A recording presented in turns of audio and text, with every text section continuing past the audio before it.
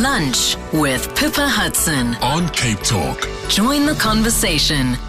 We all like to think of childhood as a time of carefree playfulness and growth, but that's not the case for everyone. And for children who face serious illness, a large portion of their childhood might be spent not on the playground or in school, but actually in hospital. Now imagine that you're already feeling physically unwell, perhaps battling a recovery from a serious injury. You might be away from home and family. And then on top of it all, you also have to worry about how far behind you are falling in school. Today, I want to shine a bit of a spotlight on how hospitals try to manage that challenge and how educational technology can help. With me on the line is Rosetta Cupido, who is the principal of the Groote Schuur Hospital School. I hope we'll be able to bring in a second guest shortly on the technology side, but for now, it's a great pleasure to have Rosetta with us to talk to us a little bit about the school and what it offers and how you actually manage the challenge of education in a hospital setting. Rosetta, it's wonderful to have you on the show this afternoon. Welcome. Good day. Yes, Pippa. It's wonderful to be here. Thank you. Rosetta, I think many listeners would be surprised to hear there even is a Groote Schuur Hospital School. They would imagine that sick children just have to focus on getting well and worry about their education later on. Do you want to maybe start there and just give us a sense of how you balance educating a child who is in hospital with their medical needs? Yes, definitely. Like you said, a lot of the times when I get to a patient and I say, they did school in the hospital, they look at me wide-eyed, really? Because they thought they'd missed school. Yeah. But yes, we work for the education department. We're a WCED a special school inside the Groote Schuur Hospital. Okay. So we work in the adolescent ward. Groote Schuur does not have a pediatric ward. They only have an adolescent ward. Right. So we work with high school patients. And yes, we're two teachers. We see the learners when they come in, and for the rest of their stay, when they are able to, because this is very important to remember that they are extremely sick, Yeah. and we have to work around that, encouraging them to look at their schoolwork, calming them down, all those things. And yes, we do bedside teaching, and we also have a beautiful classroom that we take them in when they can, when they're mobile, Okay. to go to the classroom. And there they talk to other learners and, just get a sense of camaraderie. And knowing that they're not the only people struggling with illness, Gosh, and in the adolescent phase, that sense of not being alone and having peers who walking the same road with you is more important than at any other time, Rosetta. So, I mean, it must be particularly challenging in terms of the sort of the fluid nature of your classroom population, if I can put it that way, because not all children are going to be there for the same length of time. They're not following a school calendar that says you move in on the first day of the new term. They're all going to be at different grades and doing different subjects for their matric. Tell me, how do you actually manage the staffing and the resources given such a fluid environment? Yes, exactly. Look, we approach each and every learner with an individualized plan. Okay. I sit with the learner, I get a little bit of background, and then I ask, what do you struggle with? What are you worried about where school is concerned? From the department side, we offer a limited curriculum. We do numeracy and literacy because we feel that that's the most important, to keep them afloat. So doing mathematics and doing language exercises is really important, but we ask the learners what their needs are, and then we try and cater to their needs. So obviously we have access to a lot of resources. We have technical devices from the department, and of course this very new initiative that the lady will speak to speak about a bit later on. And we also have assistive devices like big keyboards, for example, if the child has got mobility issues, etc. Right. So, yes, we use all of those things to deliver a curriculum to them. Rosetta, the two teachers you've mentioned, I'm fascinated to know how you ended up in this particular setting. Was it something you felt sort of called to do? Did you stumble upon the opportunity to take up a gap in looking for a job in any educational setting? How did you actually end up at this school? Yes, yes, that's quite Interesting story. Yeah, I've been in special ed my entire life. I think when I graduated as a high school teacher, I spent about 3 months in mainstream, and then I went to special education. I've been at School of Skills, a school for severe mentally disabled learners, and then I've landed up at the hospital school. And I do think it's a calling. I do think not everybody is able to deal with the emotional side of teaching very sick learners. And you just have to be very positive. And I think most of your work is about counseling kids, really. Yeah. You know, you've touched on something I wanted to ask you about later in the interview, but let me go there right now. You've spoken about the emotional contingent of this teaching. It's not just about helping them keep up academically. It's about giving them a sense of purpose, giving them a distraction from their illness to some extent. Rosetta, is it even about saying there's something to work towards, that you do still have a future to think about? Do you think there is a sort of a psychological element of the mere fact of saying it's worth continuing to invest in your education and focus on your education is subtly infusing the message that hey, you know, we believe you've got a future? Oh, absolutely. And most of the kids can't see it when they're in so much pain or the diagnosis is so gloomy, you know. They can't see past that, not even their parents. And that is where we come in, where, you know, I just tell a parent, you know, I've seen kids in this position and they've walked out here and they were healthy. This can happen to your child too. You know, what do we do? And what happens after that, you know? So we try very hard to make them see past the physical problem. Okay. Yeah. Please stay with us, Rosetta, because we will circle back to you. But let me bring in a second guest at this point who is with us on another line. Somebody who has insight into how technology can ease the burden of teaching in this quite unique environment. And I use the word burden cautiously because I don't know if that is the right term, but this is, as Rosetta's just described, a very unique environment where it's a very personalized teaching plan. You are teaching students who have, you know, whose needs may differ from day to day in terms of pain management, in terms of their energy levels, in terms of their availability for learning. And with us on the line is Michelle Lissoos, who is director and founder of iSchoolAfrica Trust, which is a local non-profit organization that works in this kind of special learning environment to try and bring mobile digital technology into play. They also work in rural and township schools and other under-resourced environments, but specifically today, it's their work in the hospital school setting that I'm most interested in. Michelle, it's lovely to have you joining us this afternoon. Welcome. Good afternoon, Pippa, and nice to hear from you, Rosetta, as well. Michelle, you've recently rolled out your iSchoolAfrica learning program to the Groote Schuur Hospital School, and I know on the surface that might look like handing over some iPads, but I know it's much, much more than that. Won't you firstly tell us a little bit about the iSchoolAfrica Trust, and then tell us what it is that you are doing in partnership with Groote Schuur?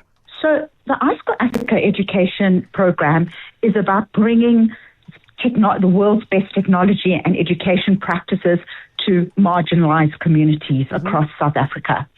And it really is about looking at the environment, looking at the socioeconomic context, and also creating partnerships that enable and empower teachers and learners in really challenging circumstances.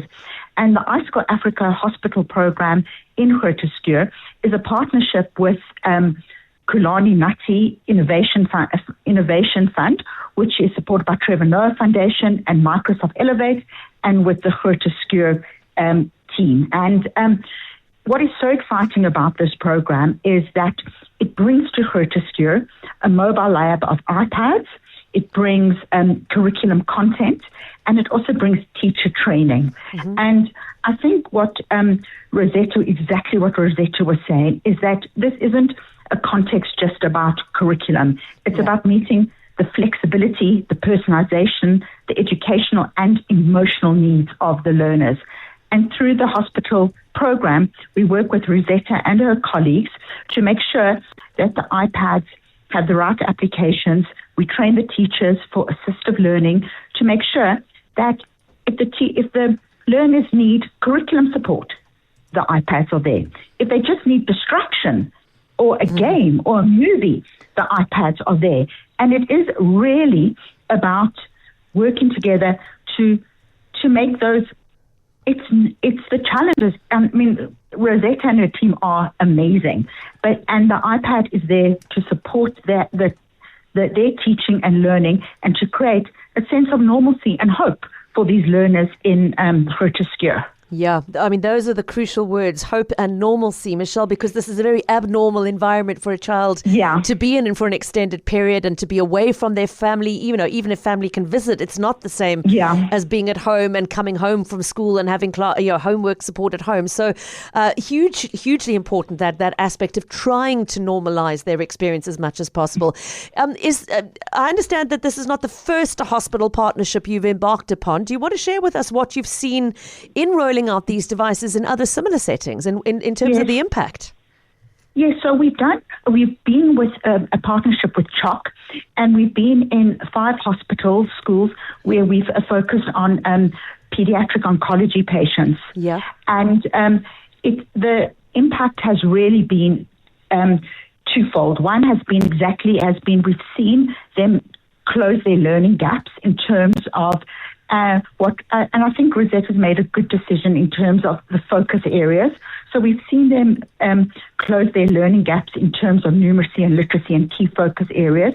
But we've also seen the morale and the spirit of learners shift. And if we speak to any of the teachers or any of the carers, some of the learners were just lying doing nothing with their chemo treatment or there was. And what we've also done within those hospitals, we've also worked together with the social workers.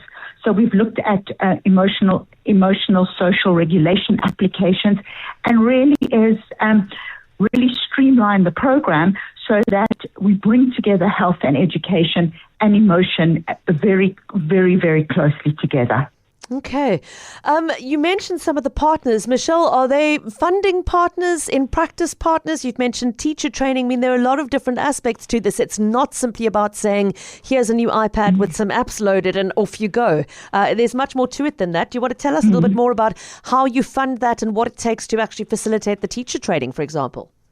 Yeah, so it's all about partnerships. And this partnership with Groote Schuur is we're rolling out into 4 new hospital schools. Okay. And this is part of the Kulani Natsi Innovation Fund, which is funded by the Trevor Noah Foundation and Microsoft Elevates.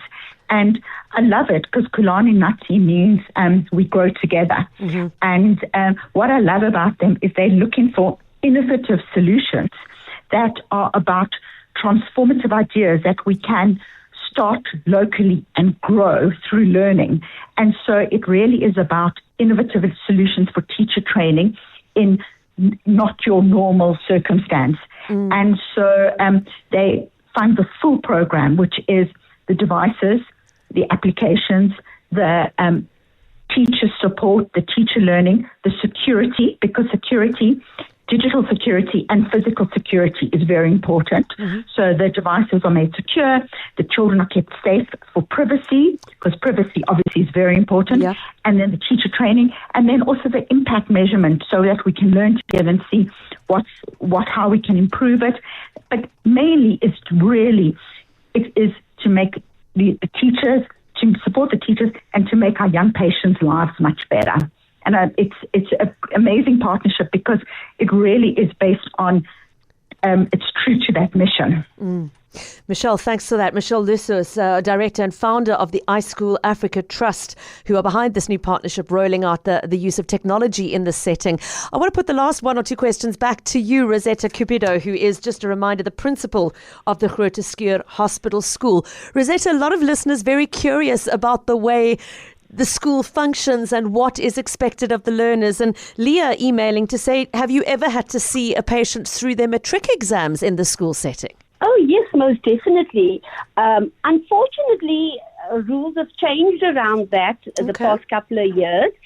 But previously, up until 2019, we've had kids that wrote their matric exam inside the hospital. Wow. So we applied to be a center and they would write their exams right there. So yes, but now we do support them by them studying with us and providing them with all the resources, etc.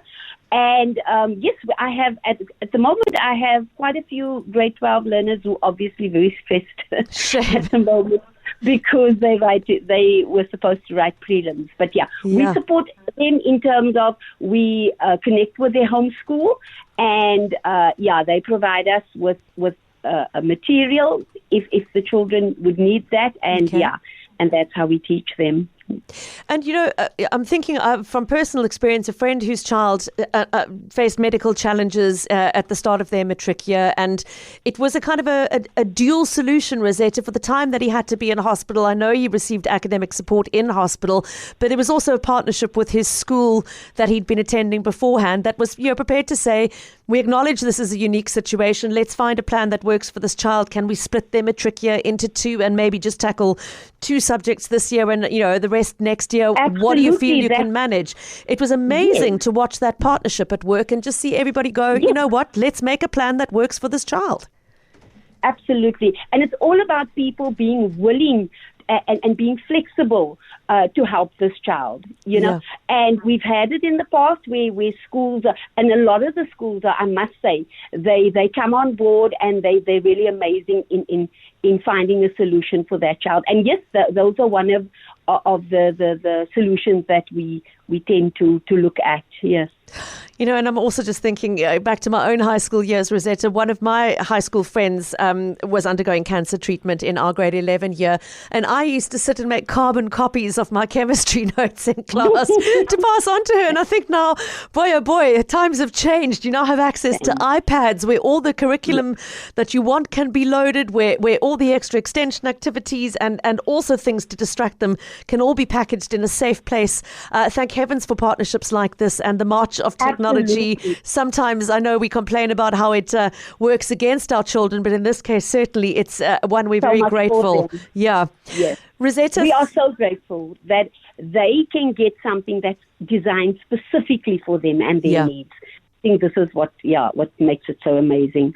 And I think we can add to that how grateful we all need to be for people like you and your team. Rosetta Cupido, the principal of the Groote Schuur Hospital School. Thank you. It takes a very special kind of person to answer the calling to this particular kind of teaching. And thank heavens that there are people like you who do so. Rosetta speaking there on behalf of the school. And our thanks as well to Michelle Lissoos of the iSchoolAfrica Trust, their partner on this rollout of the new technology assistance, which can make life a little bit easier for kids facing different kinds of challenges in a very different kind of classroom.